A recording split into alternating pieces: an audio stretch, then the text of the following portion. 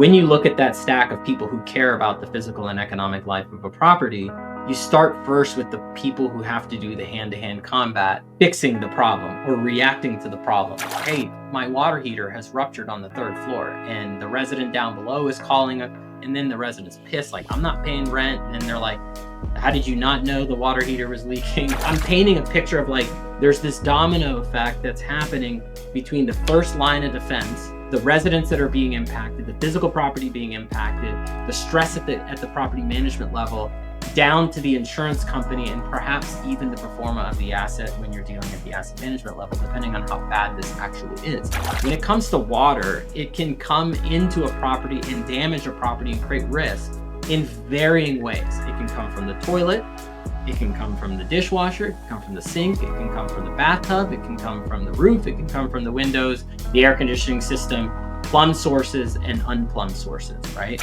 The math works out to where our system is so affordable that if you even have one major issue at a property, it is more than paid for. If you don't protect the physical life of a property, you will not be able to financially perform. Hello everyone, and welcome to another episode of Multifamily X Masters of Maintenance podcast. Our guest today is Dean Fung-A-Wing. Dean is the CEO of Kairos. Welcome to the show, Dean. Hey, thanks, Adrian, for having me on the show. Dean, for those of us in the audience that don't know much about you, your history, and Kairos history, I want to start by asking you, what inspired you to focus on solving water management challenges in multifamily and commercial properties? Well, I think it didn't start in that industry, right? So for me, it started running a service-based business in Atlanta, servicing high-end laundry and kitchen appliances like repair and maintenance, and had built a pretty decent book of business. I had about 15,000 homes that I'd personally been in. We currently have over 50,000 customers in the city now. I put my tool bag down about 5 years ago, so I do have a background in spending 12, 13 years in service maintenance, I guess you would call it. Background led me to see about 3,000 water damage cases with my own eyes. When customers call at least 4 or 5 times a week, I was getting different service calls for a dishwasher that flooded a kitchen or a washing machine on the second floor that overflowed. And what I started to see was there weren't very many solutions available at the time. This is like maybe 2015, 2016. And I think the iPhone had only been around for about, 6, 7 years. And, the idea of having a connected home and smart apps, we're still in the early phases.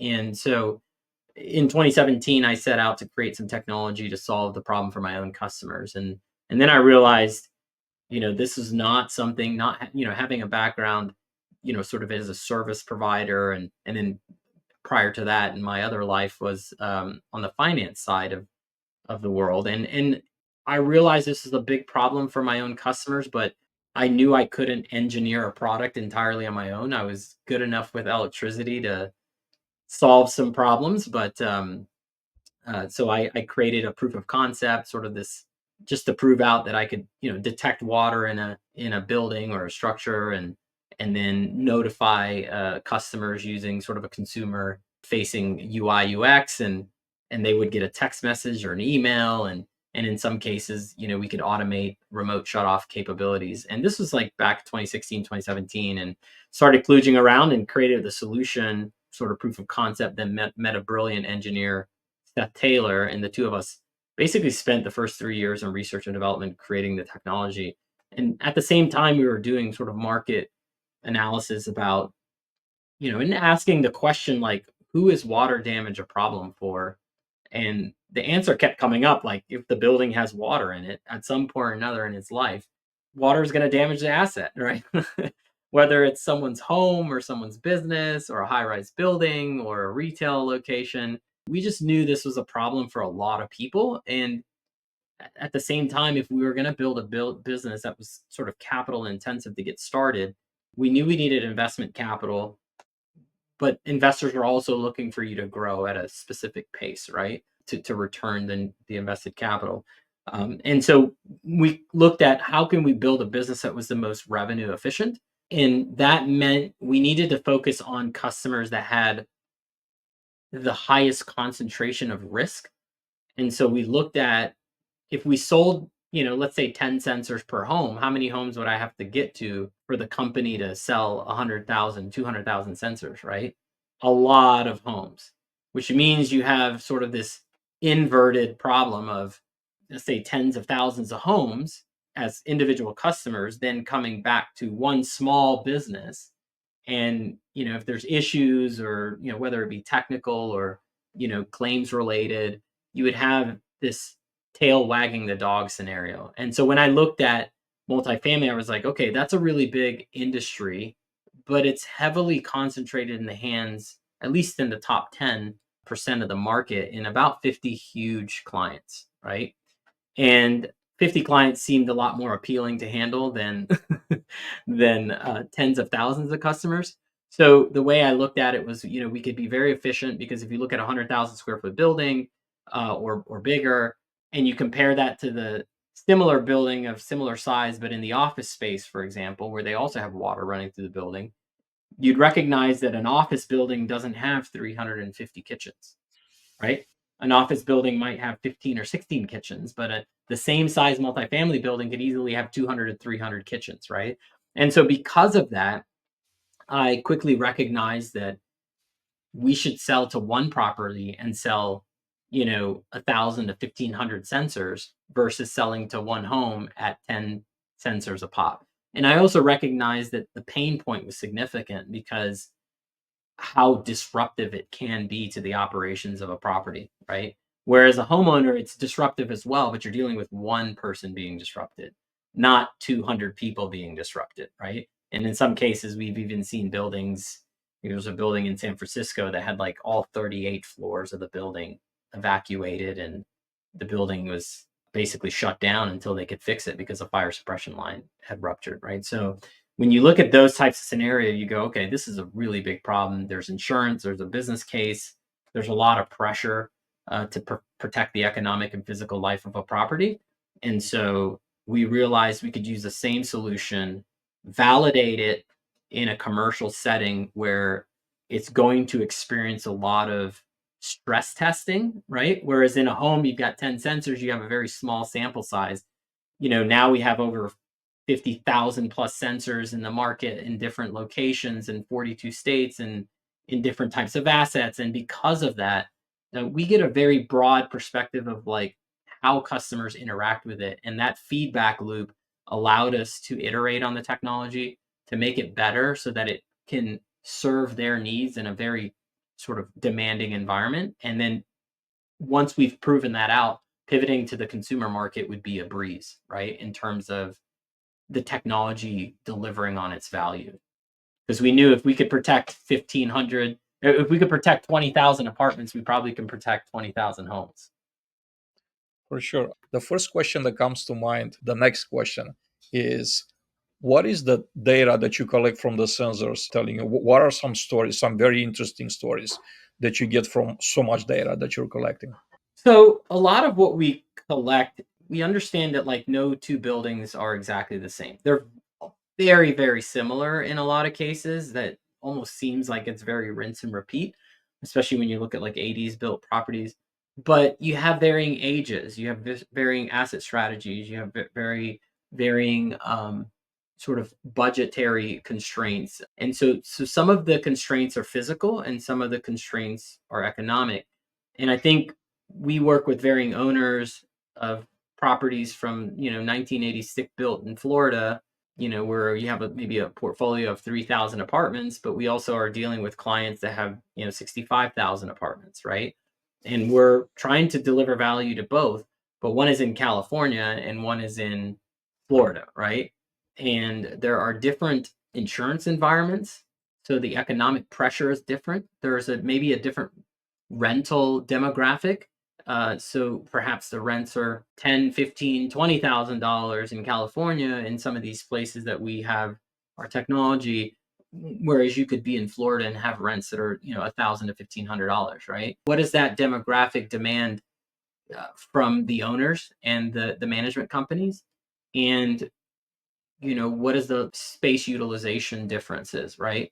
When you have like luxury properties with swimming pools on the 30th floor, that swimming pool cracking and damaging the building has a much higher risk factor involved, right? So than maybe a garden style 2-story building, right? And so what we're finding out is how often are leaks happening in properties in Florida that are 1980 stick built. Where is it? Where are you seeing the biggest issues stemming within those properties?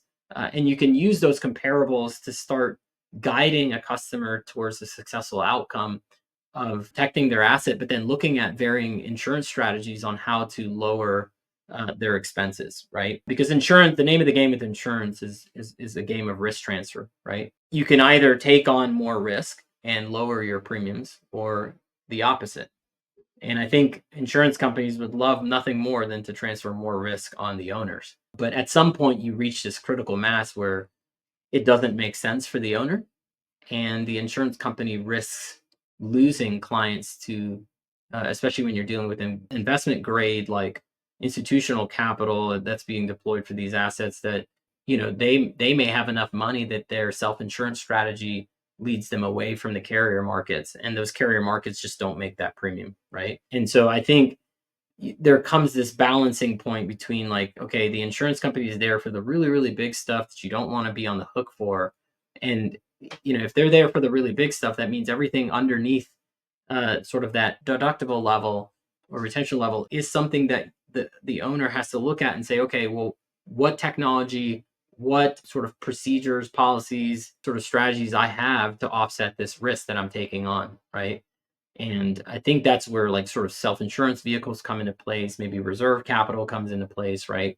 And then you have to be careful, right? Because you can't go in it and just say, okay, we'll just deal with it when it happens, because nobody really knows how severe these issues can be when they do crop up, right? And so I think using technology is step one, and then working with your site teams to get the asset, in a good place physically, um, can sometimes be a bigger problem, right? And so what we're finding out is, like, vintage and age matters, but sometimes it's the team that's there. It's the maintenance team and how well they take care of the assets. Obviously, when we see high-rise buildings, we see a lot more high risk. I think that's, like, very obvious. And when you see garden style, you see a little bit less, but it's still there. I think that's the biggest thing. But environmentally, we're noticing, like, temperature humidity conditions in Florida that you're not going to see in California, right? California is historically drier. Same thing with, like, environments like Arizona and Colorado, right? Where you're not going to run into freezing pipes in South Florida, but you will in maybe Georgia, Metro Atlanta, Texas, and those pipe freeze issues can really cause significant damage. Whereas, like, Chicago and New York, they're more weathered and to handle that kind of scenario, and so inherently the structure is designed to insulate better, and so they don't have the same risk. And so we use varying technologies to address the varying risks that you see in different markets, right? Buildings in New York are a lot older. There's some local requirements coming that are, and some that are already there, that are demanding certain environmental sensor technology that perhaps Florida doesn't have because they don't have a regulatory environment that's requiring that type of monitoring. And so we see lots of different things. We see how teams operate, we see how structures are, holding up, new versus old. We see demographic changes, we see different technological requirements, and then we also see varying sort of economic pressures coming from things like insurance. So that's like summing it all up. Yeah, this is a multi-layer issue. It Mhm. affects the asset, it affects your residents, it affects the service teams, it affects your insurance rates, and it could put a insurance company in a position to not act quickly when a disaster happens. So I think prevention could actually eliminate a lot of that worry. So I want to start with the leak detection first, just regular plumbing leaks. Could you elaborate a little bit about how modern technologies available are providing actionable insights into the severity and context of the leaks, helping the teams respond properly, right? There's not the same thing that I guess we're facing when we have a little drip from a pipe or something that leaks on and off like a drain line only Mhm. when you use water versus like a pipe that bursts and is like a half an inch pipe. So Yeah. there's various levels of water damage. How does technology solve that issue, and then has the ability to actually detect and tell the person that needs to know, the first person, first line of defense, this is just something that could wait until the morning, or maybe you gotta run right now because there's something bad that's happening. Yeah. So I think like at a high level, it starts first with like, what's the current state, right? Like how are people dealing with it today? What do we at Kairos envision the future looks like, right? I would kind of use the analogy of like there was a time where buildings didn't have fire alarms. I know it's hard to imagine, but just think about that, right? The Chicago fires. You look at other things that have happened, right? You look at how have been developed for varying safety measures within a building. Now, a fire is a life safety issue, whereas water damage tends to be more of a physical risk, right? Factor, right? We're dealing with physical and economic loss. And so it doesn't, and it hasn't historically had the same type of mandate coming from sort of regulatory bodies or insurance companies and local laws. But let's look at underneath that and kind of, on that backdrop of like fire alarms going from not being mandated to being mandated, right? When you look at like elevators had certain mandates in the, certain safety features in the past that are very different than the safety features today. And as technology and buildings evolve, you will start to see more standardization across different safety measures, right, within a building, whether it's security, video cameras, whatnot. So I'm just drafting, where are we today? I think certain technologies clearly exist, in fire suppression. Certain technologies clearly exist in access control and video monitoring and safety on the property. When we're talking about like physical risk and safety when it comes to water, today, how are we responding to the problem of 14,000 people every day filing an insurance claim on the consumer side and countless businesses doing it on the, having to experience claims on the commercial side? I think it's a very reactive model, right? Something happens and people respond, right? And so oftentimes when I walk a building with like a building engineer or a maintenance crew, I'm asking them like, where have you historically had issues in the building?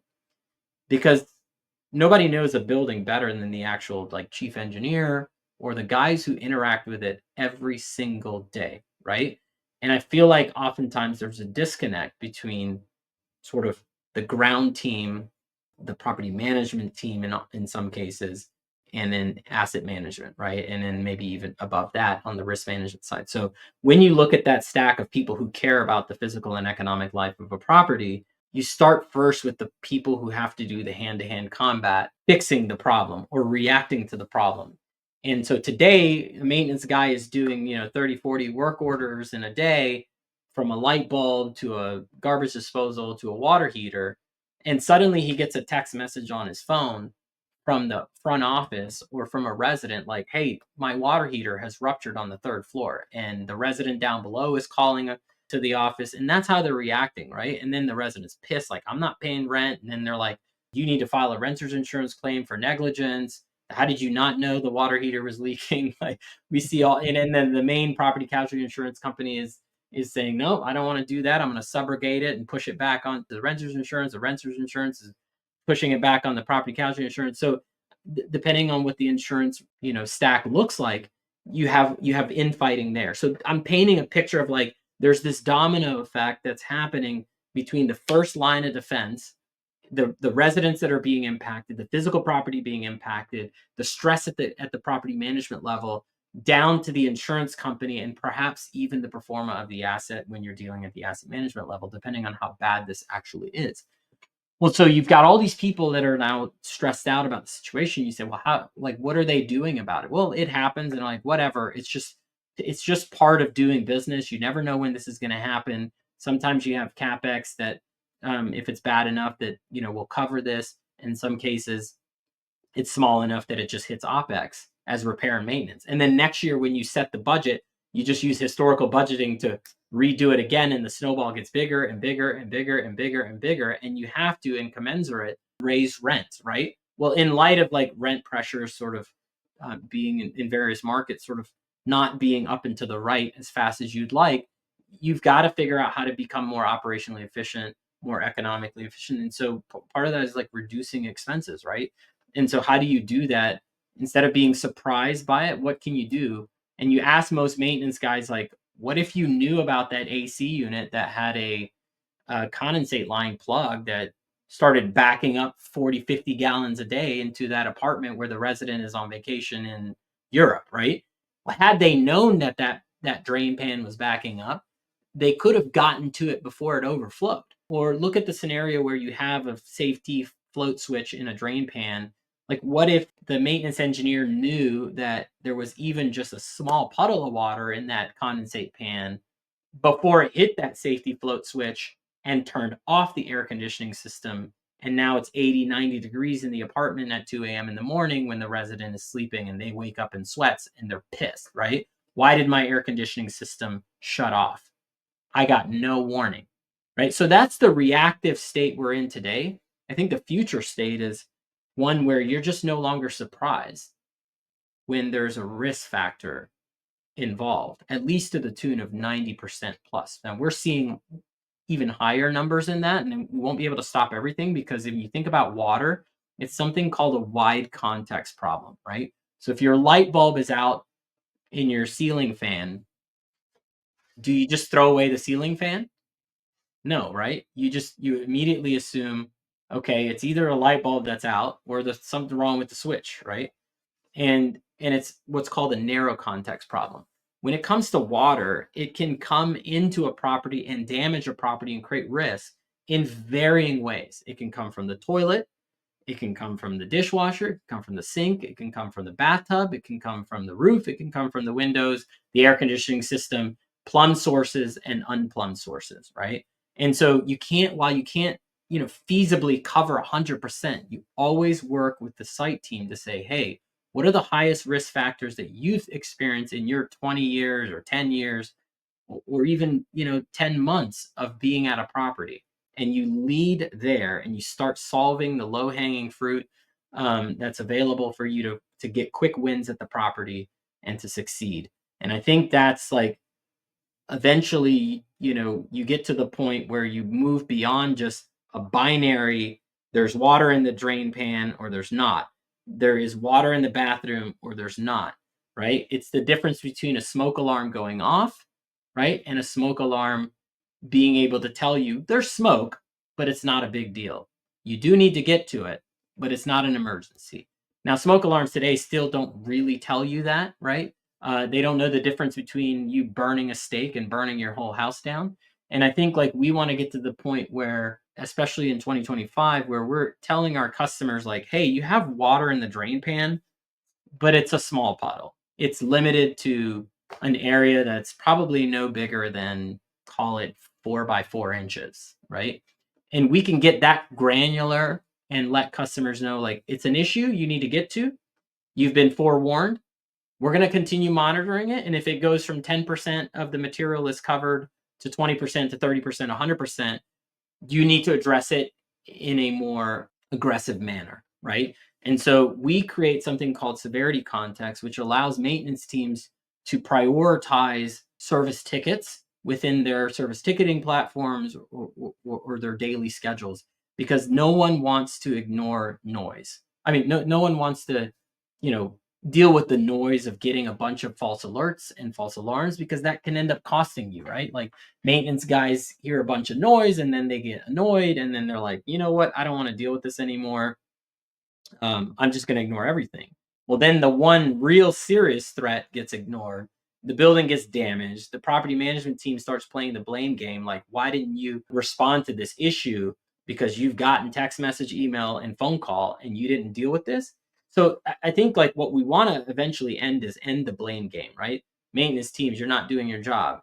Hey, you're not giving me money to fix these problems, right? And I think like that's an issue and the tension that exists. In the future will be, we knew about it, we dealt with it right away, and if it wasn't a big deal, we dealt with it later, right? And that I think eventually you get to that state of being able to respond more proactively rather than very reactively after it's already shown up and blown up in your building, right? That's the future state.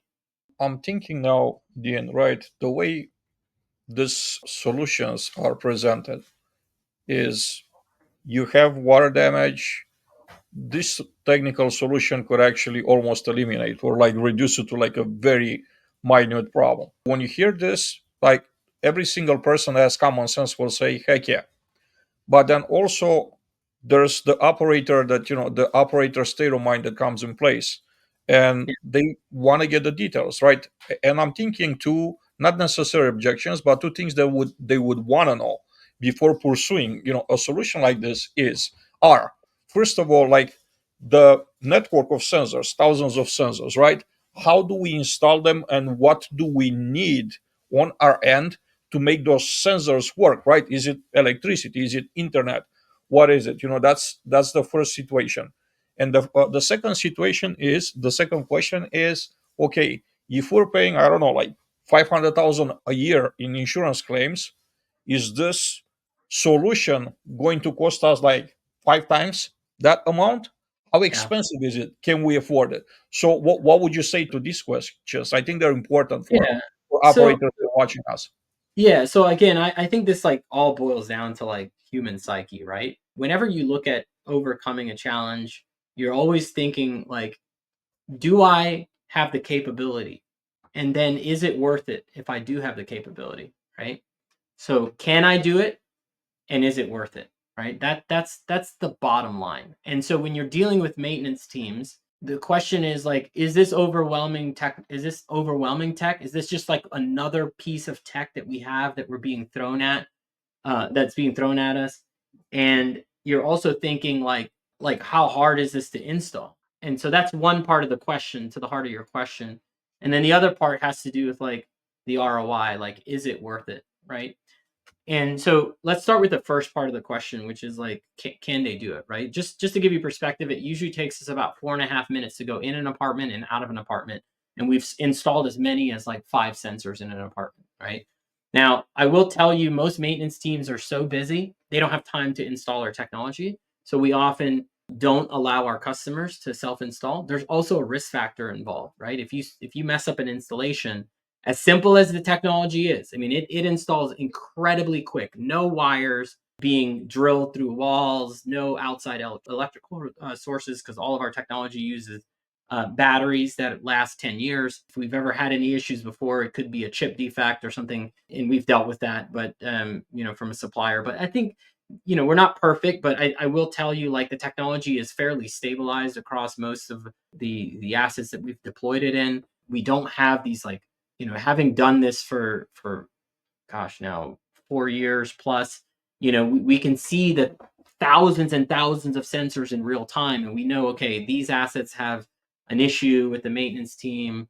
These don't. This was a self-installed site. This is the site we've installed, and so we've learned over the years how to help the customer achieve the optimum level of success, right? And first, it starts with having good communication with the site team, a good action plan for installing the technology, good communication to the residents on what to expect and what is being installed, and then ongoing support, training, maintenance. If they need anything, we're willing to drop a shipment of new replacement sensors if something goes wrong or somebody grabs it and throws it in the trash. We've seen those types of things. Now, typically, our technology is set up discreetly enough that most residents don't even realize it's there. And we now have, we have the ability to silence alarms, update over the air. We can manage the fleet of thousands of devices remotely without having to re-enter apartments in most cases. It should not be looked at as something that maintenance teams cannot deal with, right? We don't want them to necessarily have to use another app, right? This is not another window to look into, but this is rather just something that flows into your existing sort of work order management on a day-to-day basis. Like, you're so used to getting text messages, you'll just get a text message if that's all you want, right? No one's staring at a dashboard waiting for a fire alarm to come off, nor are they doing that for water damage, right? But when it happens, you have to know. So it's a text message, email. Is it a work order ticketing system flow that works with your existing software that you've already committed to at the property, that's already part of your workflow? So we try to make that component of it, can I do it, as frictionless as possible. And it starts with the installation, and it's all the way through the customer support and servicing of those accounts and of those properties, right? For to achieve the end goal, which is the is it worth it part, right? So moving to the is it worth it part, you're looking at ROI, and this is typically going to be driven by the numbers people at the top, right? So sometimes maintenance guys don't always know what exactly the replacement cost is for renovating 10 apartments, right? But I promise you asset management and property management is tracking that, right? They're like, man, this was an expensive one. This one costs us 30 grand. That one costs us 300 grand, right? And they're tracking those projects because they're like, man, this is affecting our performa. This is impacting NOI. This is impacting capital reserves. It's potentially impacting our renewal rates and our renewal capability, our retentions and deductibles. So all of that is connected.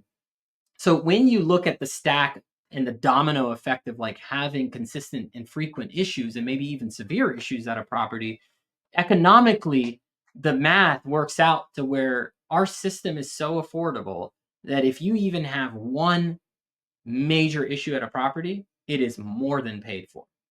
More than paid for. We wanted to make the value of our technology so asymmetric to the cost of the solution that the question of like ROI would be non-existent. And we would be focused more on like, I think Mandy Whedon said this to me one time. She said, "What is the ROI? It's the risk of ignoring, right? If you do not address this, how are you going to continue handling it?" And we've already talked previously in this conversation about what the current state looks like, and it's unacceptable in a world where we have technology that is like affordable and like in terms of the size of the problem versus the size of the solution, I think it's a no-brainer, like you said. I think oftentimes when you have the equation of what is the cost of the solution, what's the cost of the problem, and where's my ROI, I think if you're missing one of the variables, you're going to be scratching your head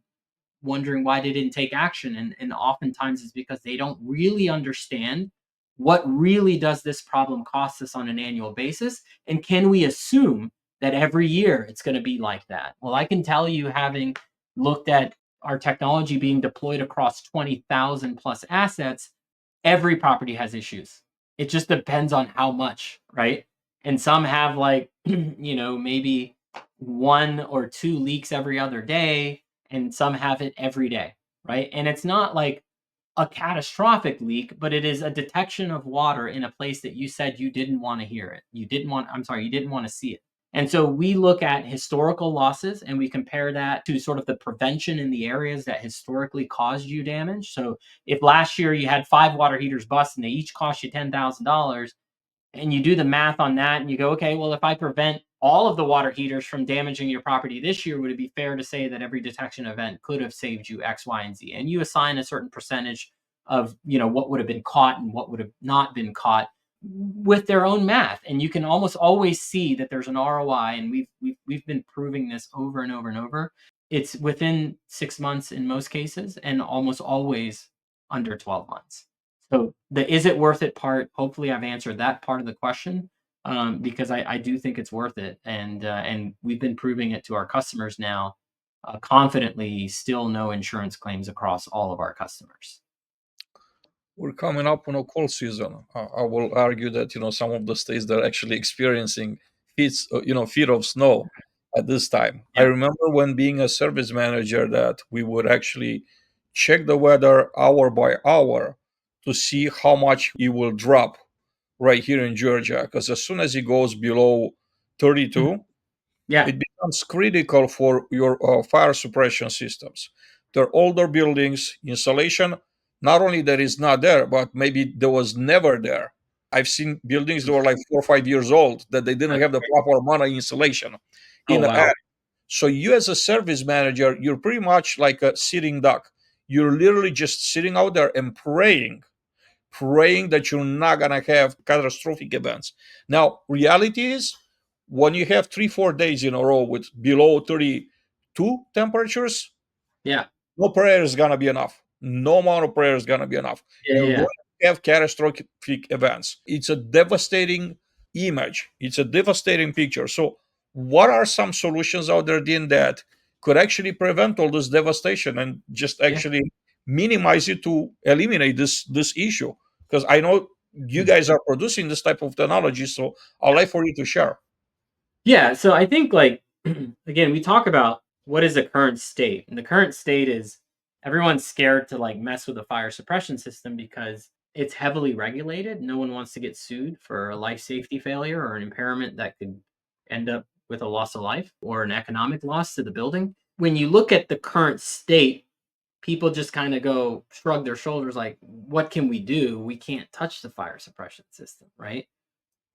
And I talked to the technical committee at NFPA, we're members there, and I asked the engineer, I said, look, these owners are like, feel like they're stuck. They feel like they're trapped. Like they can't do anything about the fire suppression system because the rules are so stringent and the laws are so strict. And so what you'll see oftentimes is you'll see that the NFPA guidelines, which rightly so, don't change very fast, right? You're talking about life safety. If it ain't broke, don't fix it. And if the rules have been set in place in such a way that most fire suppression systems are capable of putting out a fire, you do scratch your head sometimes when you see a whole building burn down. You're like, how did this happen? Like, did no one know about? Like, did we not know about this fast enough to be able to stop it? Did the fire suppression system fail? And there's always the stories, right, of how they can take feedback from all the fire suppression system guidelines that are out there, and doing sort of postmortems on those to say why did this fail? Like, what data could we have had? What actions could we have taken to not have an impairment of a fire suppression system? And they looked at like Texas 2021 and said, look, all these fire suppression systems were impaired because they froze. And when they froze, they ruptured. And when they ruptured, they got impaired. And then residents are displaced out of an apartment at 2 a.m. in the morning when it's like, 7 degrees outside for a whole week. The city loses power. The power loss causes the pipes to freeze inside buildings. Then residents are like, you know what? I'm going to warm up my apartment by manually turning on my gas stove. And now I've got carbon monoxide and I've got, gas buildup. I mean, it's just a difficult scenario when you're dealing with the southeast United States. It's not typically weatherized the same way that New York and Chicago are. They're used to handling those super cold weather conditions. Well, I think that is the current state that we're dealing with, and going forward, you start with like, if I knew, what would I do differently, right? And instead of hoping and praying that your fire suppression system is not going to freeze, what if you just knew that it was approaching 40 degrees? Because you can see on the weather forecast, like, hey, it's going to be 20 degrees tonight. Chances are it's going to be below freezing. But I don't want to take a wild guess. What if I actually knew what the water temperature in my lines were? And then could I do something about it? Right. And when you look at the NFPA regulations, there's a lot said, but there's also a lot that's unsaid. But ultimately, the owner is responsible for the maintenance and the upkeep and the functioning of the fire suppression system that they own, right? The state doesn't own your fire suppression system. They regulate it, making sure that it works, right? But it's ultimately your job, right? So most owners can go on fire watch and flush the lines out of the system. But why would you do that if it A, costs you a lot of money in labor? If you're just doing a wild guess, right? What if you knew that it was approaching 32 degrees, and if it was, that you could then take action? What if it just got down to 35? Why would you go on fire watch if it was only 35, right? Like, it got close, but it didn't, right? And so I think this will help save maintenance teams. We've created the technology and the software to monitor those environmental conditions in real time. And matter of fact, we did this, I think, last year. Actually, it was in January this year, where we had this technology in place, and this customer had deployed it across a couple of different. Well, had our technology in one location that they wanted to try it out first. Well, they had damage at every other location after having like 7 days straight of like sub freezing temperatures, and this one asset that had our technology didn't have any damage. And so you're like, yeah, you probably should do this at your other properties too. Right? So I think like at a minimum, it starts with data. Once you have the data, then you can take the action. In most cases, you're allowed to go on fire watch. You got to notify your local fire department. You got to notify your local fire alarm company. And you can see this. This is not, the weather doesn't go from like 60 degrees to 20 degrees like in a matter of 2 hours. You know it's coming with the weather forecast. And then you utilize technology that also lets you know in real time. Water takes time to freeze. So you have time. You just can't operate blind. And so we provide the technology that allows them to see what's happening in the building and then to ultimately solve that problem in a very, very cost effective manner. It's even cheaper than, I'm not going to say cheap, it costs less than dealing with leak detection purely. I think our main challenge here, I agree with you, it's unacceptable in 2024. You just wait and pray when technology is out there to It's out there. prevent all the headache. Now, Yeah. as we approach the end of our conversation, Dean, I want to give you the opportunity to share with us the top reasons why operators should look at technology like the one that you developed. Top three or Yeah. five. Just boom. Yeah. So if I think about like, just kind of our mission to help businesses become more resilient and sustainable, utilizing advanced metering and leak detection technology as like a starting point. There's other risk management technologies that are available, and like our hope is that one day we do become that platform that people utilize, not only from a technological standpoint, but also from a financial standpoint in terms of insurance, capabilities, in partnerships with carriers, is using data to help them achieve financial results, right? At the end of the day, when you look at commercial real estate, it's investment grade. It's designed to provide returns, right? Whether it's a small family that's generally generationally owned several assets, or whether it's institutional capital, going into a teacher's retirement fund, right, or a firefighter's retirement fund. Like, we have to think about that we're not just managing an asset. You're managing homes, you're managing investment capital. And so anything you can do to help financially that asset perform as best as possible without creating too many constraints on those living in those homes, that's the outcome that everyone really hopes for. Not everybody has the same mentality on how they want to take care of residents, but I think technology should be utilized where it makes sense, right? And I think what makes sense is protecting the physical and economic life of the properties, because those two things are inextricable. And if you just think about the money, just think about the physical property, right? And just like keeping it perfect, then you can also end up hampering your financial performance. So the two are just tied together. Number one, start simple, right? Start with simple solutions that are low hanging fruit, easy for your teams, that are frictionless to install, frictionless to support and interact with as much as possible. And once you have those quick wins, use that backbone, use that software, use that network of devices and those gateways to drive other outcomes. And specifically, what we're talking about here are the financial impacts that you can achieve. Especially with regards to insurance expenses, which are very, very high on the list of things that are impacting NOI, along with your repair and maintenance, right? So repair and maintenance, you're looking at insurance costs, you're looking at utility expense recovery, you're looking at labor costs. All of that can get impacted, rent loss, right? All of that is combined together as value that you can protect once you protect the asset. So you start with low hanging fruit, you have economic benefits that you get from it, and then ultimately that feeds into your expansion strategy of becoming more resilient and sustainable, right? And there are varying technologies for different problems that are there. Some are very large problems that may or may not be able to be solved with a scalpel, and some problems you need a set of tools for to solve. So we do have a comprehensive platform with technology, hardware at both hardware and software to help owners achieve those outcomes. So we've done it successfully for very many owners. I think currently working with 8 of the top 15 operators